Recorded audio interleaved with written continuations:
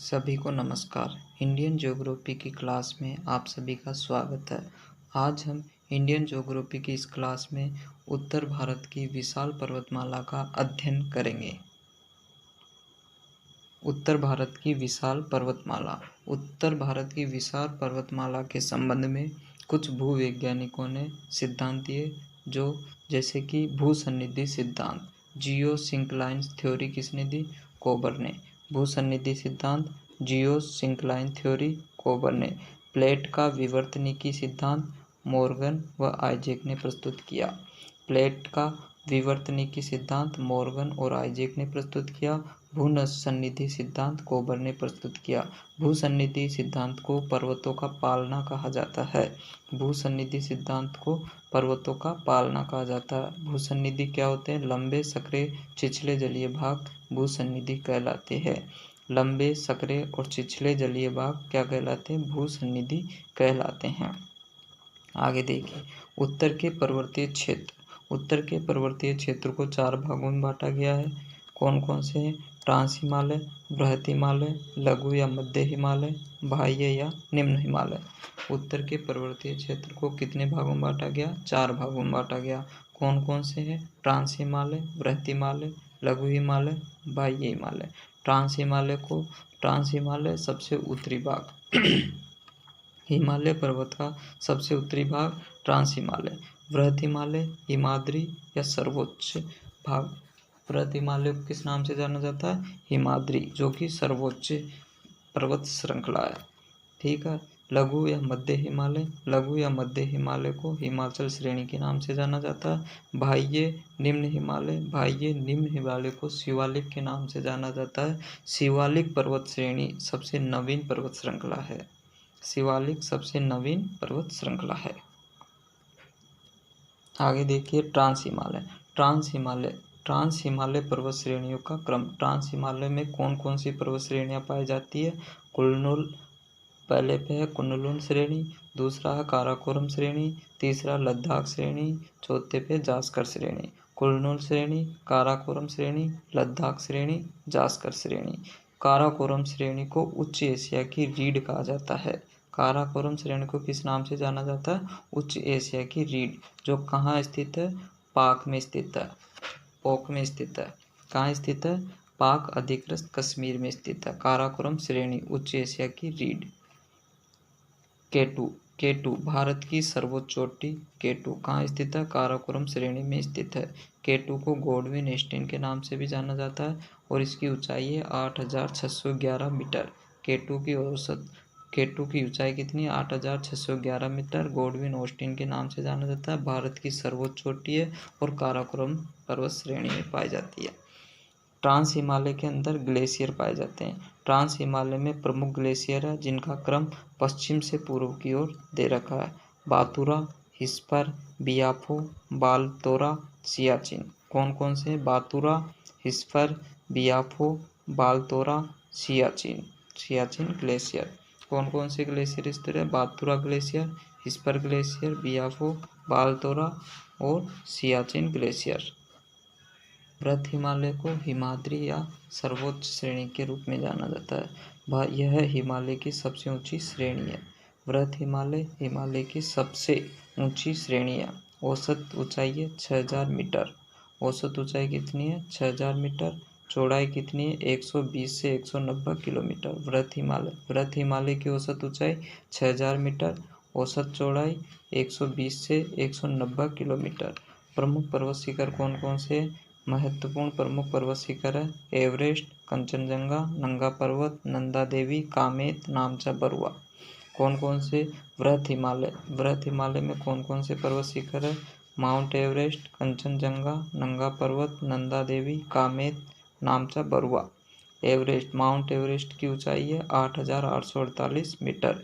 कंचनजंगा की 8,598 मीटर। नंगा पर्वत की ऊंचाई है 8,126 मीटर। नंदा देवी 7,817 मीटर। कामेत, नामचा बरुआ कहाँ स्थित है? अरुणाचल प्रदेश में। नंदा देवी और कामेत उत्तराखंड में स्थित है। माउंट एवरेस्ट कहाँ स्थित है? नेपाल में स्थित है। माउंट एवरेस्ट नेपाल में। कौन कौन से पर्वत शिखर है? एवरेस्ट, कंचनजंगा, नंगा पर्वत, नंदा देवी, कामेत, नामचा, बरुआ। लघु व मध्य हिमालय को हिमाचल श्रेणी के नाम से जाना जाता है। लघु मध्य हिमालय हिमाचल श्रेणी के नाम से जाना जाता है। प्रमुख पर्वत शिखर पीर पंजाल, धौलाधर, मसूरी, नाग टिब्बा, महाभारत श्रेणियाँ। प्रमुख पर्वत शिखर कौन कौन से? पीर पंजाल श्रेणी, धौलाधर श्रेणी, मसूरी, नाग टिब्बा, महाभारत श्रेणियाँ। लघु और मध्य हिमालय में अल्पाइन चारागाह पाए जाते हैं, जिनको कश्मीर घाटी में मर्ग के नाम से जाना जाता है। कश्मीर घाटी में मर्ग और उत्तराखंड में बुग्याल और पयार के नाम से जाना जाता है। अल्पाइन चारागाह लघु मध्य हिमालय में क्या पाए जाते हैं? अल्पाइन चारागाह पाए जाते हैं, जो कश्मीर घाटी में मर्ग, गुलमर्ग, सोनमर्ग और उत्तराखंड में बुग्याल, पयार के नाम से जाना जाते हैं। लघु हिमालय की सामान्य ऊंचाई है 3700 से 4500 मीटर। 3700 से 4500 मीटर। चौड़ाई है 80 से 100 किलोमीटर।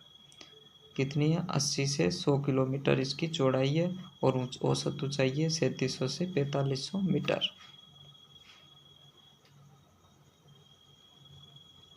लघु हिमालय में स्थित पर्यटन स्थल है। लघु हिमालय में प्रमुख पर्यटन स्थल है शिमला, कुल्लू मनाली, मसूरी, दार्जिलिंग। शिमला, कुल्लू मनाली, मसूरी और दार्जिलिंग। प्रमुख पर्यटन स्थल कौन कौन से हैं? शिमला, कुल्लू मनाली, मसूरी, दार्जिलिंग। वृहत हिमालय और लघु हिमालय के मध्य स्थित घाटियाँ। लघु हिमालय और वृहत हिमालय के मध्य स्थित प्रमुख घाटियाँ कश्मीर घाटी, लाहौल स्पीति, कुल्लू घाटी, कांगड़ा घाटी। कौन कौन सी घाटियाँ? कश्मीर घाटी, लाहौल स्पीति, कुल्लू घाटी, कांगड़ा घाटी। नंबर 4 पे बाह्य या निम्न हिमालय। बाह्य या निम्न हिमालय कौन सा? इसको शिवालिक श्रेणी के नाम से भी जाना जाता है।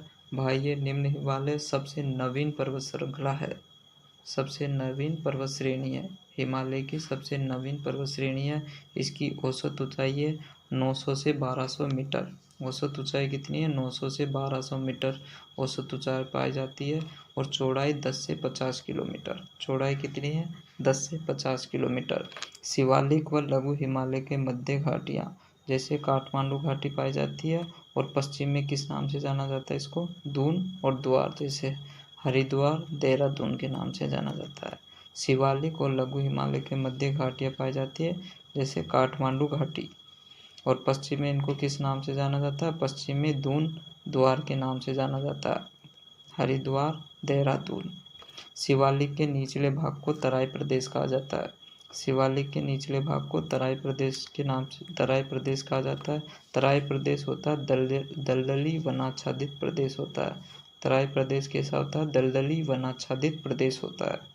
और तराई प्रदेश के दक्षिण में वृहत सीमावर्ती भ्रंश ग्रेट बाउंड्री फॉल्ट फैला हुआ है। ग्रेट बाउंड्री फॉल्ट है स्थित है, जो कि कश्मीर से असम तक फैला हुआ है। कहाँ तक फैला हुआ है? ग्रेट बाउंड्री फॉल्ट वृहत सीमावर्ती भ्रंश कहाँ से कहाँ तक? कश्मीर से असम तक फैला हुआ है। हिमालय ट्रांस हिमालय को वृहत हिमालय से अलग किया जाता है। किसके द्वारा? इंडो सांगपो सचर जोन द्वारा अलग किया जाता है। ट्रांस हिमालय को वृहत हिमालय से अलग किया जाता है इंडो सांगपो सचर जोन द्वारा।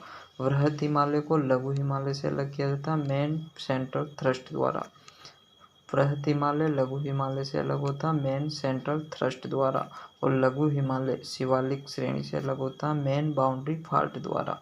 मेन बाउंड्री फॉल्ट लघु हिमालय को शिवालिक से अलग करती है मेन बाउंड्री फॉल्ट, और मेन सेंट्रल थ्रस्ट वृहत हिमालय को लघु हिमालय से अलग करती है main central thrust. Indo Tsangpo suture zone trans Himalaya को वृहत हिमालय से अलग करता है Indo Tsangpo suture zone. Indo Tsangpo suture zone trans Himalaya को वृहत हिमालय से अलग करता है। मेन सेंट्रल थ्रस्ट वृहत हिमालय को लघु हिमालय से अलग करता है, और लघु हिमालय को शिवालिक से अलग करता है मेन बाउंड्री फॉल्ट। उत्तर भारत की विशाल पर्वतमाला का अध्ययन किया, जिसको 4 भागों में बांटा गया: ट्रांस हिमालय, वृहत हिमालय, लघु हिमालय, बाह्य या निम्न हिमालय। आज के लिए बस इतना ही। चैनल को सब्सक्राइब करें, लाइक करें, कमेंट करें। Thank you. जय हिंद, जय भारत।